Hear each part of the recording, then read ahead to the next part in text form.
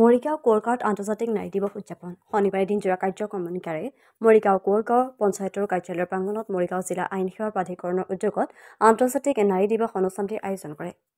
প্ৰায় 200 শতাধিক মহিলাই অংশগ্ৰহণ কৰা এই অনুষ্ঠানটিৰ মুখ্য অতিথি হিচাপে উপস্থিত থাকে মৰিগাঁও জিলাৰ বিশিষ্ট সাংস্কৃতিক কৰ্মী তথা জ্যেষ্ঠ অধিবক্তা ডক্টৰ অলকানন্দা কাকতি।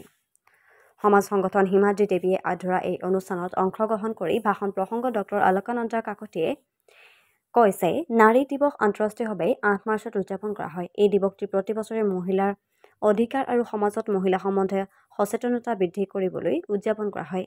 নাৰী দিৱসৰ প্ৰাৰম্ভিক ইতিহাস 19 আৰু 20 শতিকাৰ পৰা আৰম্ভ হয়।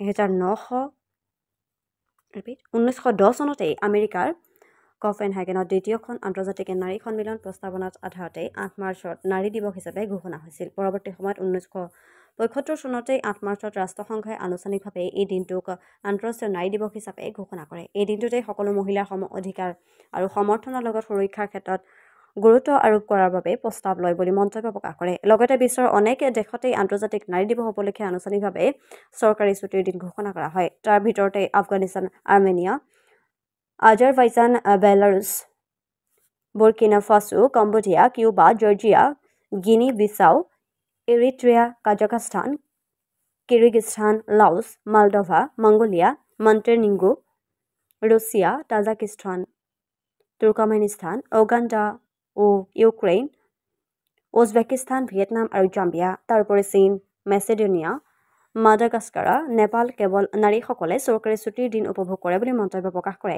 আমাৰ দেশ ভাৰতবৰ্ষতো এই দিনটোত আন্তৰ্জাতিক নাৰী দিৱস উপলক্ষে বন্ধ ঘোষণা কৰিবলৈ চৰকাৰক আহ্বান জনায়।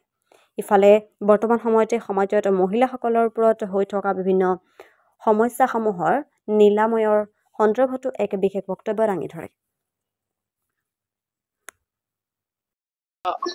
মৰিগাঁও জিলাৰ প্ৰতিগৰাকী নাৰীৰ লগতে বিশ্বৰ সকলো নাৰীলৈকে আজি আন্তৰ্জাতিক নাৰী দিৱস উপলক্ষে শুভেচ্ছা জ্ঞাপন কৰিলোঁ আৰু সকলো নাৰীয়ে আগবাঢ়ি যাওক, নিৰাপত্তা আৰু সুৰক্ষিত হওক আৰু আৰ্থিকভাৱে সকলো নাৰীয়ে সবল হওক আৰু মানে পুৰুষৰ সমানে সকলো ক্ষেত্ৰতে ৰাজনৈতিক হওক, সাংস্কৃতিক হওক, সামাজিক হওক, অৰ্থনৈতিক হওক সকলো দিশতে মানে অগ্ৰসৰ হওক শক্তিশালীভাৱে।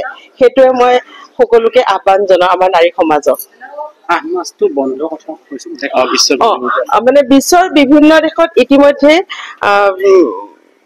8 মাৰ্চ দিৱসটো বন্ধ ঘোষণা কৰিছে। সেই দেশসমূহ কেইখনমান দেশৰ নাম মই ক'ব বিচাৰিছো।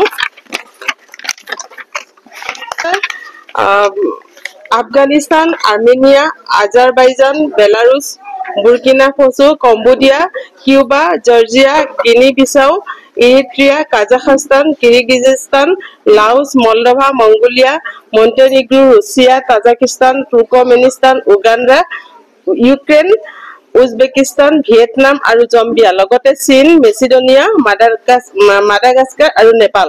এইসমূহ দেশত ইতিমধ্যে 8 মাৰ্চ দিনটো নাৰীসকলে যাতে সুন্দৰভাৱে আন্তৰ্জাতিক নাৰী দিৱস উদযাপন কৰিব পাৰে সেইকাৰণে বন্ধ ঘোষণা কৰে, ছুটি দিয়ে। গতিকে মই আজি এই দিনটোতে আপোনালোকৰ জৰিয়তে অসম চৰকাৰ লগতে ভাৰত চৰকাৰক অনুৰোধ জনাওঁ, মানে অহা বছৰৰ পৰা 8 মাৰ্চ আন্তৰ্জাতিক নাৰী দিৱসটো আমাৰ ভাৰতীয় লগতে অসমৰ নাৰীসকলকো উদযাপন কৰিবৰ কাৰণে এই দিনটো কৰ্মবিৰতি দিব লাগে, ছুটি দিন হিচাপে বন্ধ দিন হিচাপে ঘোষণা কৰিব লাগে।